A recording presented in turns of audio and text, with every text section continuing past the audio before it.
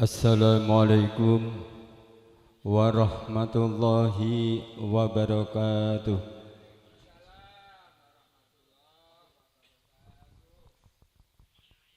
Bismillah, alhamdulillah, wassalatu wassalamu ala rasulillah. La hawla wa la quwwata illa billah. Amma ba'd. Hadratal muhtaramin, para alim, para kiai, sepuh, pinispuh, utaminipun Bapak Kepala Desa Damarsadi dalah perangkatipun ugi ingkang kawula hormati, Bapak Ibu jamaah ingkang sampun nderekaken rawuh dalam rangka Khalifun Shahibul Fadilah Simbah Buyut Kapal sekalian, ugi ingkang kawula hormati. Syukur alhamdulillah, semonggo kita panjatkan wonten ngarsa dalem Allah Subhanahu wa taala ingkang sampun paring pinten-pinten keberkahan umur, kesehatan rohani jasmani, sehingga saged kita ginakaken menyempatkan wekdal nderek rawuh amprih barokahipun Shahibul Fadilah Mbah Buyut sekalian, kanthi boten wonten alangan setunggal punapa. Mugi Allah Subhanahu wa taala paring ridho kita panjenengan sedaya saged dados yang ingkang menjumhuri mewarisi wontenipun Shahibul Fadilah inggih menika Mbah Buyut Kapal ingkang wonten ing Dukuh Buyut Kapal Desa Damarsadi. Ingkang angka kalihipun sholawat ma'assalam mugia kunjuk dumateng baginda Rasul Muhammad sallallahu alaihi wasallam. Mugia kita panjenengan sedaya saged nderekaken suri tauladanipun terwujud kita panjenengan sedaya wonten ing menika dalu saged nderekaken utawi nguri-nguri wontenipun perjuanganipun Simbah Buyut ingkang wonten ing Dukuh Buyut Kapal kanthi berkahipun Simbah Buyut sehingga Simbah Buyut naminipun dipun tetepaken dados nami Dukuh Buyut Kapal. Menika boten wonten sanes berkahipun Mbah Buyut anggenipun bekti lan anggenipun hormat dumateng panjenenganipun Kanjeng Rasul Muhammad sallallahu alaihi wasallam. Sumangga kita panjenengan dherekaken, mugia kita panjenengan sedaya dadosa kawula ingkang saged dherekaken becikipun leluhur kita panjenengan sedaya. Sumangga kita ketuni wausan selawat Allahumma sholli ala sayyidina Muhammad wa ala ali sayyidina Muhammad. Para bapak, para ibu lan para sedherek-sedherek ingkang kawula hormati, Allah Subhanahu wa taala nitahaken dumateng kita panjenengan sedaya boten wonten sanes kita panjenengan sedaya kaperlu ngabekti ngibadah dumateng Allah Subhanahu wa taala. Kita panjenengan sedaya dipun titahaken dening Allah Subhanahu wa taala. Allah Subhanahu wa taala boten badhe nyuwun balesan dumateng kita dening Allah Subhanahu wa taala. Melulu dumateng kita panjenengan sedaya dipun titahaken boten wonten sanes supados kita panjenengan sedaya ngibadah dumateng Allah Subhanahu wa ta'ala cocok kalayan dawuhipun wa ma khalaqtul jinna wal insa illa ta'budun. Kita panjenengan sedaya dipun titahaken dening Allah Subhanahu wa taala, segala aktivitas kita panjenengan sedaya kita tujuaken namung mlulu ngibadah dumateng Allah Subhanahu wa taala. Amprih rindanipun Allah Subhanahu wa taala, baik ibadah mahdhah maupun ibadah sosial lan sanes-sanesipun. Ananging para bapak lan para sedaya, kita panjenengan sedaya perlu menyadari menginsapi dhateng punapa ingkang sampun dipun titahaken dening Allah Subhanahu wa taala, ingkang saged kita pundhut guna lan manfaatipun arupi rezeki lan sanes-sanesipun, miku minangka dados sarana anggen kita ngabekti dumateng Allah Subhanahu wa taala. Arupi rezeki napa kemawon asalipun nika namung dados sarana anggen kita ngabekti dumateng Allah Subhanahu wa taala. Tapi kita maklumi para bapak lan para ibu, sarana ingkang saged kita ambil manfaatipun sakmenika kula panjenengan sedaya salah arah. Dados salah arahipun sarana ingkang kita damel ngabekti dumateng Allah Subhanahu wa taala menika seakan-akan dados tujuane wong urip. Dados wong urip niku boten dados menapa menika ngginakaken sarana gaile kangge ngibadah dumateng Allah menika boten tujuan utama. Nggih rupi benda lan sanes-sanesipun. Sehingga para bapak lan para sedherek-sedaya, kita panjenengan sedaya supe dhateng tujuan utama Allah nyiptakaken kita panjenengan sedaya, sehingga sarana ingkang kita ginakaken damel tujuan utama, sehingga kita panjenengan sedaya para bapak para ibu wonten ing segala bidang saged nimbulaken fitnah lan kedoliman dumateng sesami gesang. Bapak ibu ingkang kawula hormati, kita sadar kita kagungan simbah buyut Nyai Buyut ingkang wonten ing dukuh buyut kapal menika, salajeng kita panjenengan sedaya nuju dumateng rindanipun Allah, nuju dumateng keberkahanipun Allah, kita itba dumateng berkahipun simbah buyut kapal sekalian. Sumangga anggen kita panjenengan sedaya boten terjumus dumateng tujuan utama anggen kita diciptakan Allah Subhanahu wa taala.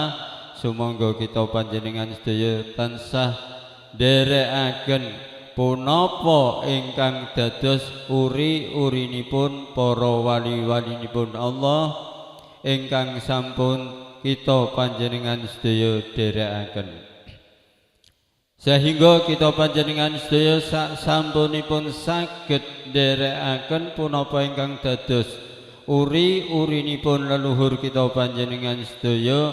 Insyaallah kita panjenengan sedaya saged manggihi pagesangan keteteraman lan sanes-sanesipun nuju dumateng rindanipun Allah. Keranten kita panjenengan sedaya menyadari bilih kula panjenengan sedaya menika kagungan kewajiban birrul walidain, ngimuti dumateng sedaya leluhur kita ingkang sampun ngrumiyini dumateng kita panjenengan sedaya. Keranten menapa para bapak lan para sedherek sedaya, simbah buyut kapal menika wonten ing desa Damarjati boten kagungan keturunan utawi dzurriyyah ingkang saged nyeritakaken Mbah Buyut niku taun pira dipun sarekaken lan lajeng caranipun Mbah Buyut nika saged kita uri-uri jasanipun ananging kula panjenengan sedaya nggadahi keyakinan dan iktikad bilih Mbah Buyut Kapal menika tiyang ingkang kathah fadilahipun lan berkahipun. Kita yakini keranten napa? Keranten Simbah Buyut Kapal dipun tetepaken lan dipun wujudaken dados nami Dukuh Buyut Kapal ingkang sakmenika njangkepi RPT 7 RW sekawan. Niki nek boten tiyang ingkang kagungan sahibul fadilah kita yakin boten saged. Sebab kita panjenengan sadari kita panjenengan sedaya dadi jengene dalan buntu mawon boten kangge. Niki mujudaken yen Mbah Buyut Kapal menika tiyang ingkang penuh berkah, penuh barokah, ingkang patut kita panjenengan sedaya imuti jasa-jasanipun supados kita panjenengan sedaya menika dados nduriya, dados tiyang ingkang mewarisi jasanipun Mbah Buyut sehingga pagesanganipun kula panjenengan sedaya umumipun wonten ing marga Desa Damarsati saged gesang ingkang donyanipun slamet, akhiratipun slamet. Amin amin ya rabbal alamin. Sehingga para bapak lan para ibu saking pengurus makom Buyut Kapal ngawontenaken kholipun Simbah Buyut menika wonten maksud lan tujuan. Napa maksud lan tujuanipun saking pengurus? Inggih menika sepindah birrul walidain. Ngajak dumateng kita panjenengan sedaya anak putu panjenengan sedaya nglumintuaken melestarekaken perbuatan utawi amaliyah ingkang kados mekaten nika saged sinambung kanthi estafet dados saged dipun terusaken samangke dening para duriyah anak putu kita panjenengan sedaya saged tindakaken nguri-nguri jasanipun Simbah Buyut Nyai Buyut ingkang angka kalih dipun wontenaken pengaosan hol lan sanes-sanesipun inggih menika amprih berkahipun Mbah Buyut Nyai Buyut. Keranten punapa kita gesang wonten ing alam donya menika di samping sesuatu ingkang tansah mengganjal dumateng lampah kita panjenengan sedaya arupi bala penyakit lan sanes-sanesipun menika mboten wonten sanes solusine kula panjenengan sedaya inggih menika kedah birrul walidaini berbakti kepada leluhur kita panjenengan sedaya utaminipun Simbah Buyut Nyai Buyut Kapal ingkang wonten ing Dukuh Buyut Kapal ingkang angka 3-nipun anggen sapengurus ngawontenaken haul Simbah Buyut dipun wontenaken slametan pengaosan lan sanes-sanesipun inggih menika supados warga Dukuh Buyut Kapal menika saged nampi nasihat lan sanes-sanesipun saking para alim, para kiai sehingga ngasilaken ilmu ingkang saged dadosaken berkahipun ibadahipun para warga Buyut Kapal khususipun warga Desa Damarsati umumipun sae amaliyahipun sebab tambahipun ilmu saking para alim, para ulama ingkang medhar sabda wontenipun ing acara kholipun Simbah Buyut Nyai Buyut. Para rawuh sami ingkang kawula hormati, harapanipun napa saking pengurus kok sak nyuwun supados kita panjenengan sedaya saged ngawontenaken wontenipun kholipun Simbah Buyut semangkin tambah tahun tambah semarak semangkin tambah taun semangkin tambah sae boten wonten sanes kita gesang wonten ing alam donya nika ingkang tuntutan utama ibadahi kula panjenengan sedaya semangke tambah hari tambah bulan tambah tahun nggih menika semakin meningkat. Keranten nek kula panjenengan sedaya niki amaliae saya tambah sae berarti kula panjenengan sedaya niki termasuk tiyang ingkang beruntung. Beda menawi kula panjenengan sedaya niki amaliahipun kok tetap napa malih kok tambah merosot. Lah niki kula panjenengan sedaya termasuk gesang ingkang merugi. Bapak Ibu hadirin wal hadirah ingkang kawula hormati. Monggo kita panjenengan sedaya gesang wonten ing alam donya menika damel crita awake dhewe-dhewe ingkang sak sae-saenipun. Keranten kula panjenengan sedaya menika boten gesang ingkang sak lami-laminipun. Menawi kula panjenengan sedaya gesang wonten ing alam donya menika kagungan cerita ingkang sae, insyaallah kula panjenengan sedaya badhe dikenang dene duriyae kula panjenengan sedaya kados dening kenanganipun Mbah Buyut Kapal ingkang ngantos sakmenika kula panjenengan sedaya mengenang saenipun Mbah Buyut minangka si babat alas desa Damarsadi saged mujudaken dados dusun Buyut Kapal. Menika Mbah Buyut kan derek-derek berjuang kados pundi desa Damarsadi niki dadi desa ingkang berkah manfaat donya ngantos akhirat. Mbah Buyut derekaken niki cerita sae saking Mbah Buyut.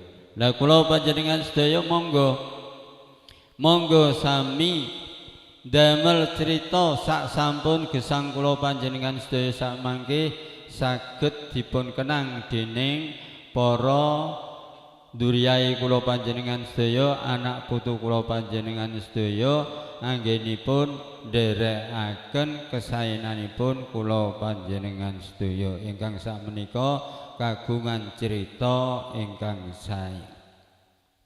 Bapak Ibu ingkang kawula hormati, wontenipun kepengurusan makom Buyut Kapal menika saged muwujudaken sepindah. Makom Buyut Kapal sakmenika secara administratif sampun dados Makom Islam Buyut Kapal.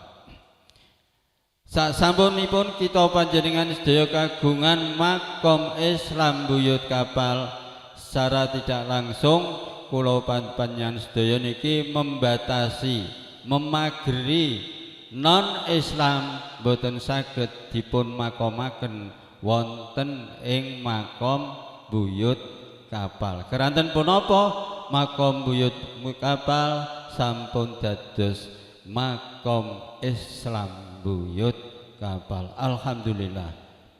Alhamdulillah ingkang patut kula panjenengan sedaya syukuri bilih kula panjenengan sedaya derek-derek berjuang menetapkan Makom Buyut Kapal dados makbarah Islam wonten ing Dukuh Buyut Kapal. Lan ugi kita syukuri perluasan tanah Makom Buyut Kapal semakin bertambah. Akhir-akhir menika saking laporanipun pengurus Makom Buyut Kapal mendapatkan tambahan tanah malih saking wakafan napa Mas alumni Nurul Islam. Alhamdulillah ugi dititipaken dados makam Islam wonten ing Dukuh Buyut Kapal menika sebelah kidul menika Pak. Alhamdulillah niki termasuk wontenipun kepengurusan Makom Buyut Kapal. Kok saandina kok umpami mboten wonten kepengurusanipun wonten ing Makbarah Buyut Kapal kados pundi kita panjenengan sedaya badhe nderekaken menetapkan administratif makom makbaroh buyut kapal saged mekaten. Lah menawi saking menika sumangga para bapak lan para sedaya punapa ingkang dados rancangan saking kepengurusan makom buyut kapal monggo kita dherekaken. Contohipun badhe damel papan nama makom Islam buyut kapal, mbok menawi butuh dana monggo sami dipun dukung. Damel gapura lan sanes-sanesipun sedaya menika kangge mujudaken bilih makbaroh buyut kapal menika makbaroh ingkang sampun berstatus makom Islam. Niku nggih butuh tenaga, pikiran lan dana saking kepengurusan. Insyaallah sakmangke badhe dipun laksanakaken hal ingkang kados mekaten menika. Niku boten wonten sanes dukungan saking kula panjenengan sedaya arupi napa kemawon. Monggo saking kepengurusan ingkang sampun dipun canangaken kita sepakati lan kita dukung. Kersanipun enggal maujud punapa ingkang dados rencana-rencana tahunan saking kepengurusan buyut kapal. Bapak Ibu ingkang kawula hormati, ingkang salajengipun kita warga dukuh buyut kapal ingkang dipun ajak dening warga dukuh kapal utaminipun saking kepengurusan sepindah sampun ingkang kawula aturaken kala wau mujudaken napa mawon ingkang dipun rencanakaken monggo kita dukung. Lan ugi acara kholipun simbah buyut ingkang salajengipun insyaallah sakmangke saking kepengurusan ugi badhe nyuwun kesepakatanipun badhe ngawontenaken pengaosan ingkang sipatipun akbar wangsul dumateng rencana-rencana ingkang sampun kalaksanakaken. Taun menika kenging punapa mendapat kendala ingkang mendadak saking kepengurusan sehingga boten saged terlaksananipun pengaosan kanthi bersamaan. Menika boten wonten sanes kekurangan saking kepengurusan makom buyut kapal ingkang boten disengaja, tapi ternyata terwujud boten saged terlaksana. Niku saking keterbatasan saking kepengurusan makom buyut kapal. Tahun-tahun ingkang badhe dateng kawula minangkani ingkang dipun sepuhaken wonten ing takmir Masjid Buyut Kapal sedaya warga Damarjati sumangga punapa Mbah Buyut Kapal menika dados milikipun warga Desa Damarjati, sumangga sami-sami menyadari bilih kula panjenengan sedaya menika kagungan Mbah Buyut. Nek kula panjenengan sedaya menika kagungan Mbah Buyut, nguri-nguri Mbah Buyut menika dados kewajibanipun kita panjenengan sedaya.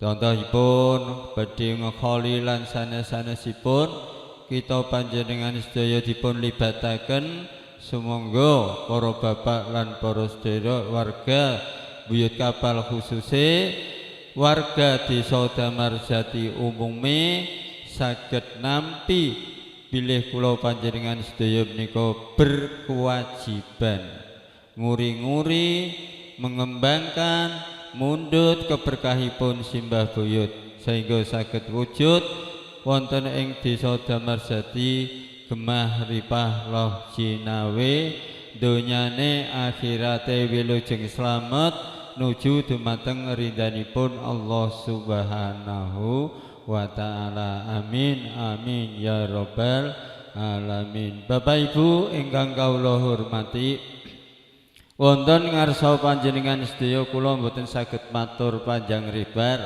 namung kawula badhe nyuwun Fatihah sepindah. Mugi-mugi kula panjenengan sedaya saged gesang wilujeng slamet, mboten wonten aral setunggal punapa, saged ngibadah kanthi istiqomah. Ala niyatil qabul. Al-Fatihah. Bismillahirrahmanirrahim. Alhamdulillahirabbil alamin. Arrahmanirrahim. Maliki yaumiddin. Iyyaka na'budu wa iyyaka nasta'in. Ihdinas siratal mustaqim. Siratal ladzina an'amta 'alaihim ghairil maghdubi 'alaihim waladdallin. Amin. Fatihah ingkang kalih kawula suwun mugia warga desa Damarjati saged gesang tebih saking balaipun Allah, baik jiwa raganipun tebih saking balaipun Allah, baik saking ekonominipun, tanemanipun, ingon-ingonipun, mugia dipun tebihaken saking balaipun Allah nuju dumateng keberbahagiaan Allah. Hasil anggen kita panjenengan jaya hormat dumateng leluhur kita Simbah Buyut Nyai Buyut sekalian. Al-Fatihah.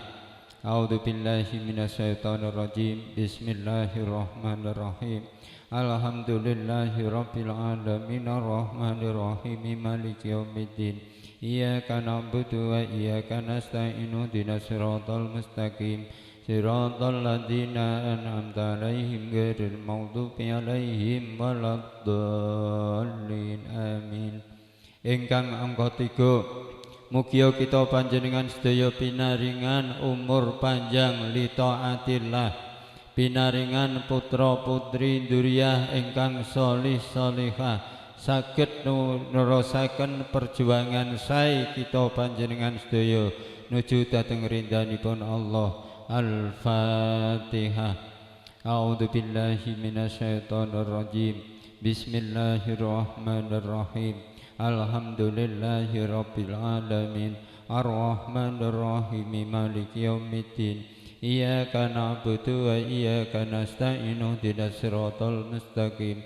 Siratal ladzina an'amta 'alaihim ghairil maghdubi 'alaihim waladdallin.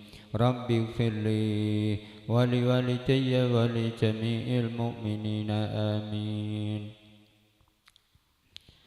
Akhir kawula matur wonten ngarsa panjenengan sedaya menawi wonten kekhilafan nika bodhone kula panjenengan kula, menawi wonten keleresan nika saking hidayah hinayah saking Allah.